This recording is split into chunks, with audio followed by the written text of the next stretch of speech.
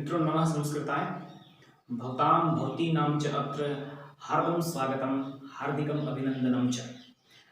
मित्रों पिछली कक्षा में हमने जो है संस्कृत व्याकरण की संदर्भ में जो चर्चा की थी, सामान्य परिचय जो है हमने किया था और वर्ण विचार जो है हमने पढ़ा था।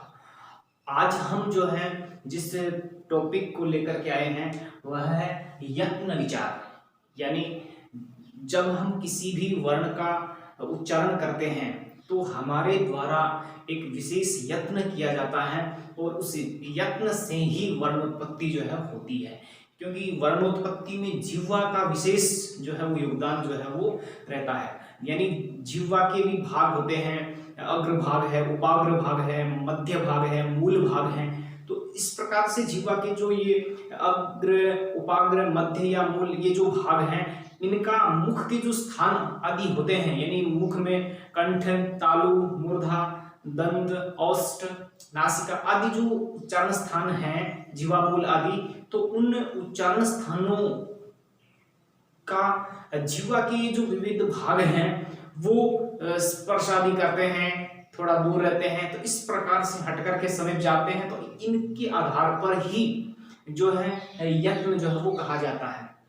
तो ये एक प्रकार से वर्णोत्पत्ति की जो पूर्व में जो यत्न होता है उसे यत्न में हम अभ्यंतर कह देते हैं, और वर्णोत्पत्ति के बाद होता है उसे हम बाह्य कह देते हैं। तो आज हम चर्चा करते हैं यत्न विचार। इससे पहले जो उच्चारण स्थान वाला जो टॉपिक है या जो स्वरों और व्यंजनों के जो भेद हैं, है ना, वो चर्चा जो है मैंने दूसरे 2 वीडियोस में कर रखी है। यानी आप जो है दिशा ऑनलाइन लोसल जो है वहां जाकर के आप मेरे 2 वीडियोस जो है वहां देख सकते हैं, तो वहां आपको विस्तृत चर्चा जो है इसकी मिल जाएगी। तो देखिए दोस्तों, यत्न विचार यानी प्रयत्न। अब देखिए यत्न या प्रयत्न है, यानी यत्न है, प्रयत्न हुआ। यानी सामान्य यत्न का अर्थ था कोशिश, यानी जो सामान्य कोशिश वो यत्न कही जाती है, और प्रकृष्ट यत्न इति प्रयत्न है। और प्रकृष्ट प्रकार का जो यत्न है, एक विशेष प्रकार का जो यत्न है वो कहलाएगा प्रयत्न कहलाएगा। तो यत्न और प्रयत्न एक ही अर्थ में है। आप इस यत्न और प्रयत्न से जो है वो क्या है कंफ्यूज होने की आवश्यकता नहीं है। तो देखिए यत्न विचार है, यत्न के संदर्भ में कहा जाता है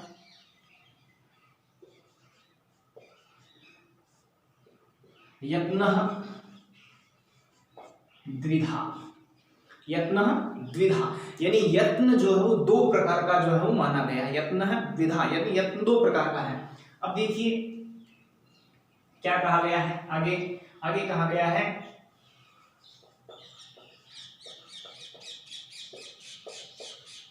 अभ्यंतरो बाह्यश्च। यत्न है द्विधा, अभ्यंतरो बाह्यश्च, अभ्यंतरः बाह्यश्च।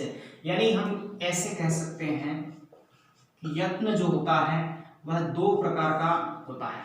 एक होता है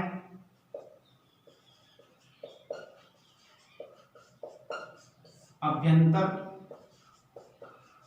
यत्न, और जो दूसरा है दोस्तों वह होता है बाह्य यत्न।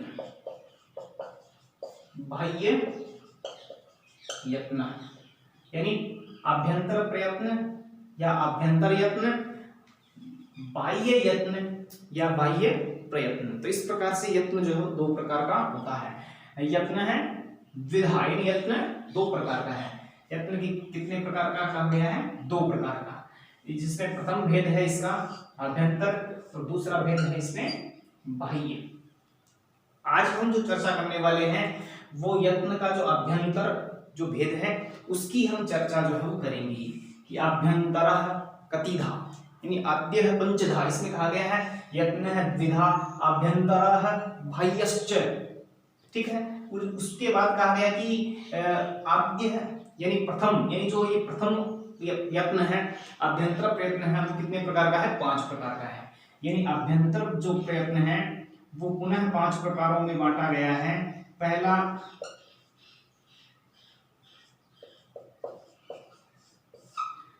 जो प्रयत्न है वह है स्पृष्टम।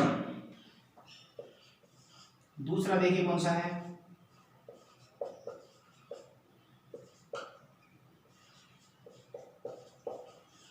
यहां हम खरी जैसे चतुर करके यहां पर इस प्रकार भी लिख सकते हैं, ईसत स्पृष्टम। तीसरा जो है वो है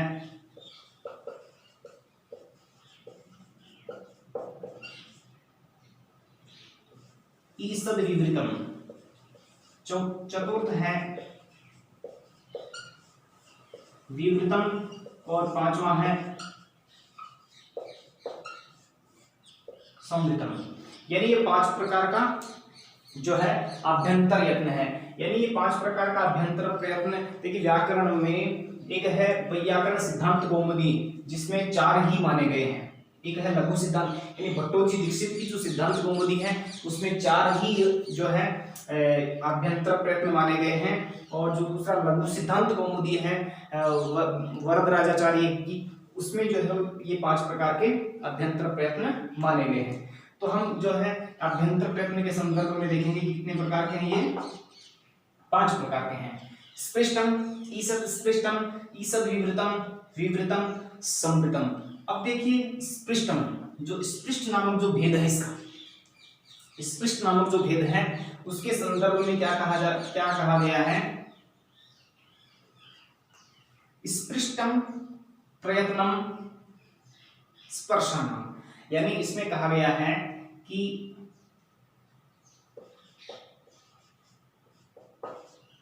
स्पृष्टम, देखिए प्रयत्नम लुट कहा गया है, प्रयत्नम स्पर्शानाम, यानी तत्र स्पृष्टम, स्पृष्ट प्रयत्न किनका होता है, स्पृष्टम प्रयत्नम स्पर्शानाम, यानी स्पर्श वर्ण जो होते हैं, यानी स्पर्श वर्ण कौन से होते हैं, कादयो मावसानाः स्पर्शाः। यानी इसमें आप देख सकते हैं कादयो मावसानाः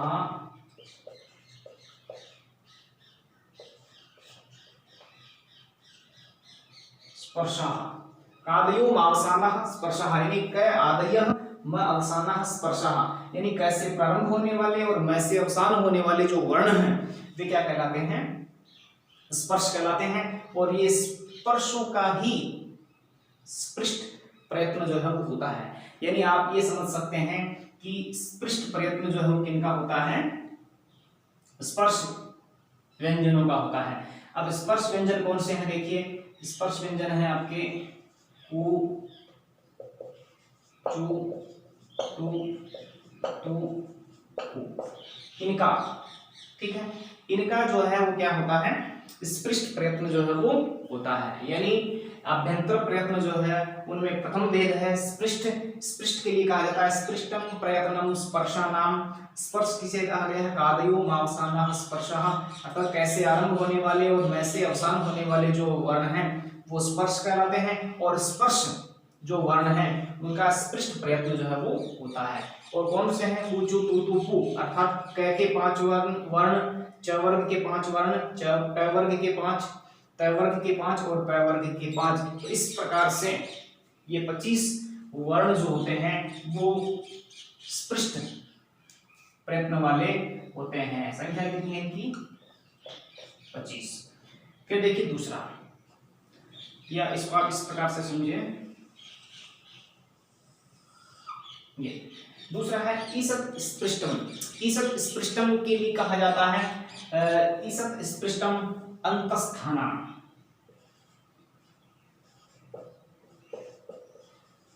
ईसत स्पृष्टम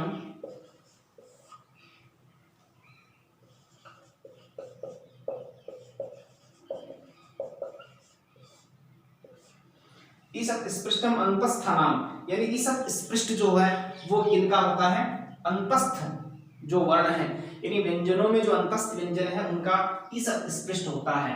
और वो ईसत स्पृष्ट कौन से हैं, य, व, र और ल, यानी ये 4 वर्ण य, व, र और ल, यानी इनका जो है वो क्या होता है, इसको ऐसे लिख देते हैं य, व, र और ल, इस प्रकार। तो ईसत स्पृष्ट जो प्रयत्न है वह किनका होता है? अंतस्थों का। क्या कहा गया है? यदि प्रश्न आता है, जैसे प्रश्न आता है स्पर्शानाम प्रयत्नम भवति, तो स्पृष्टम, यानी स्पर्श व्यंजनों का प्रयत्न जो है स्पृष्ट होता है। फिर कहा कि अंतस्थानाम किम प्रयत्नम, तो अंतस्थानाम प्रयत्नम किम ईसत स्पृष्टम, अर्थात ईसत स्पृष्ट जो है वो किनका होता है? अंतस्थ व्यंजनों का होता है। और अंतस्थ व्यंजनों की संख्या कितनी है दोस्तों? 4, यानी य व र ल, इनका जो है वो अंतस्थ व्यंजनों का ईसत स्पृष्ट जो है वो प्रयत्न होता है। फिर देखिए तीसरा है ईसत विवृतम। ईसत विवृतम, देखो इसमें स्पृष्टम का अर्थ स्पर्श, यानी इन व्यंजनों का उच्चारण करने पर जिह्वा जो है क्या करती है? स्पृष्ट प्रयत्न करती है, यानी ये सारे जो है प्रयास जिह्वा के द्वारा जो है वो किए जाते हैं। यानी जिह्वा जो है वो क्या करती है? इन भागों का स्पर्श करती है, यानी स्पर्श प्रयत्न जो है वो करती है। जैसे क वर्ग का उच्चारण करेगी तो वह कंठ का स्पर्श करती है, च वर्ग का उच्चारण करेगी तो वह तालु का। इसी प्रकार से तो स्पृष्ट का अथवा स्पर्श करना। दूसरा ईसत स्पृष्ट, ईसत का थोड़ा थोड़ा स्पर्श करना, यानी जब जिह्वा य व र और ल का उच्चारण करती है तो जिह्वा तत्त स्थानों का थोड़ा स्पर्श जो है वो करती है। तो य व र ल, इस प्रकार। फिर है ईसत विवृतम। ईसत विवृत का अर्थ है दूर, और ईसत का अर्थ थोड़ा, तो थोड़ा दूर, यानी जब जिह्वा ऊष्म व्यंजनों का उच्चारण करती है तो वह उन स्थानों से थोड़ा दूर जो है वो रहती है। और इसके लिए क्या कहा जाता है मित्रों? इसके लिए कहा जाता है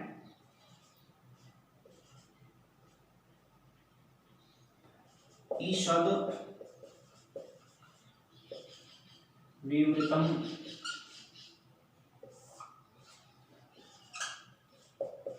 ऊष्मणाम, यानी ईषद विवृतम ऊष्मणाम, यानी ऊष्म जो व्यंजन है, अर्थात जो ऊष्म व्यंजन है उनका अभ्यंतर प्रयत्न कौन सा होता है? ईसत स्पृष्ट होता है। और उनकी संख्या आपको पता ही है, कौन कौन से हैं वो? श, मूर्धन्य शकार, श, दंत्य शकार, स और कंठ्य ह, यानी श, श, स और ह, यानी ये 4 वर्ण जो है वो किस में आते हैं?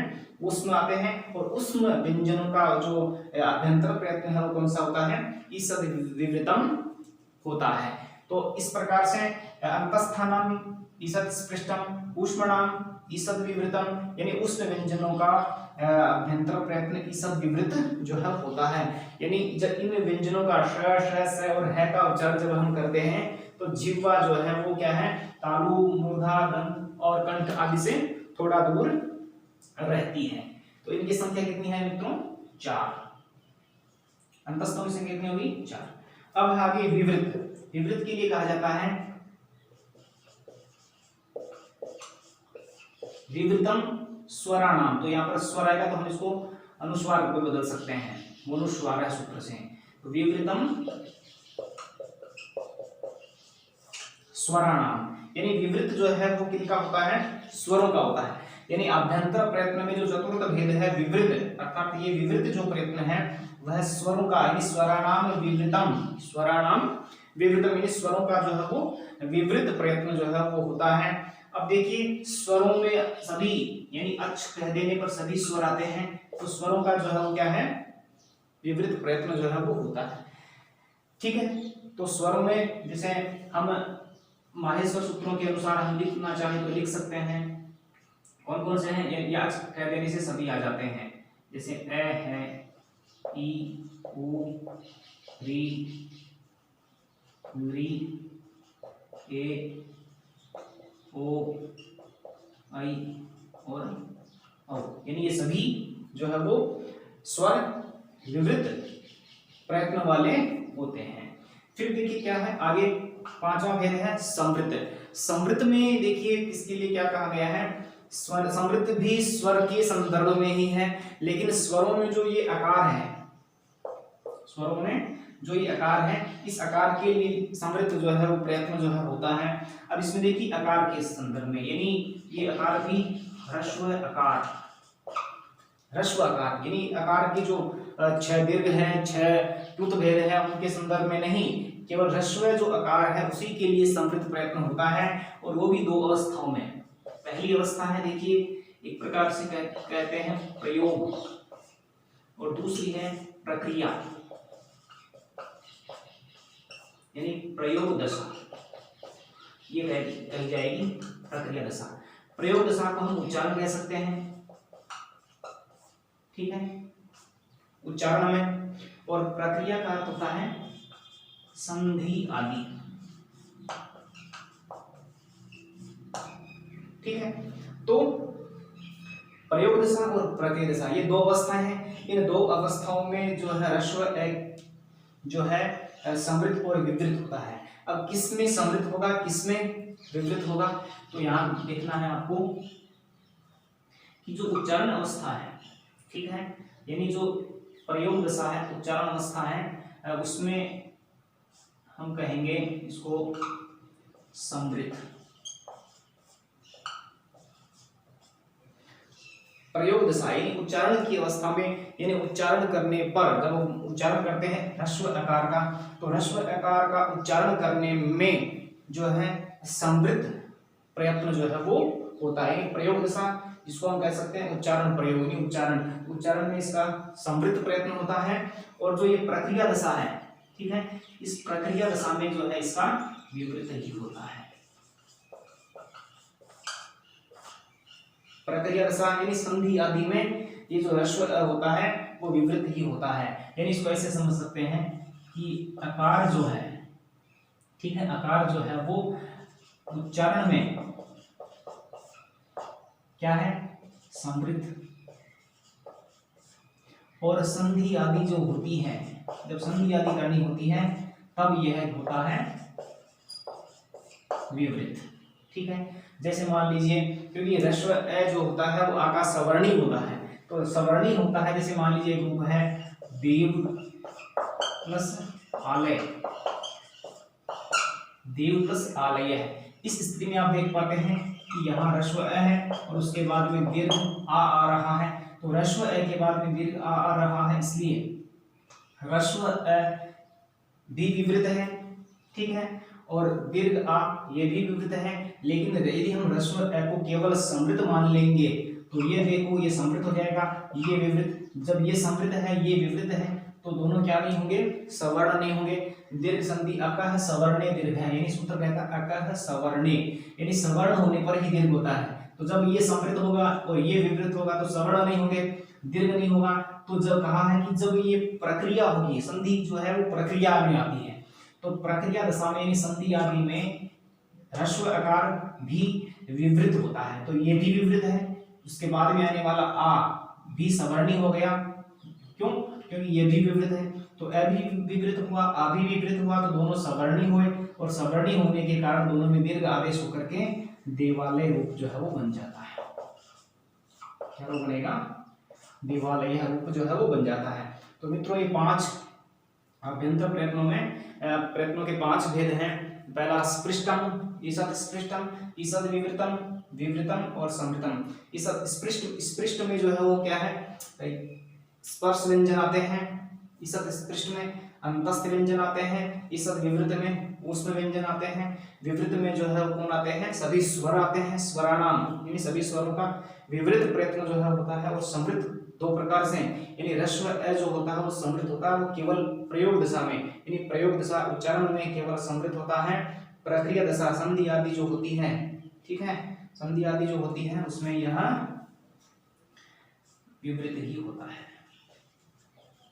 तो जब संधि होगी तो क्या है, सवर्ण होना सरल हो जाएगा। अतः समृद्ध केवल उच्चारण में, तो हम जब देव कहेंगे तो यहाँ जो आकार है वो क्या है, उच्चारण में केवल क्या है, समृद्ध है। लेकिन जब प्रक्रिया होगी यानी आलय के साथ में संधि हो रही है तब यहाँ पर क्या होगा, विवृत होगा। तो विवृत होने के कारण दोनों सवर्णी हो गए और अकह सवर्णी दीर्घ से दीर्घ आदेश जो है हो जाता है। तो समृद्ध की अवस्था में याद रखना है कि ये ह्रस्व अ का ही होता है, केवल ह्रस्व अ की बात करता है ना, ह्रस्व अ। प्रयोग दशा में समृद्ध होगा और प्रक्रिया में केवल जैसा पहले, क्योंकि सभी स्वर जो है वो विवृत है ही, तो प्रक्रिया दशा में यह विपरीत जो है वो ही होता है। तो आज के लिए ये अभ्यंतर प्रयत्न ही हमने पढ़े, 5 प्रकार के होते हैं। अगली कक्षा में हम जो है बाह्य प्रयत्न पढ़ेंगे, जो कि कितने प्रकार के होते हैं, 11 प्रकार के होते हैं। तो आप इन्हें जो है पढ़ें, इनको कंठस्थ करें, क्योंकि इनसे जो है सामान्यतः एक प्रश्न जो है वो आता है। जय तो संस्कृतम, जय तो भारतम।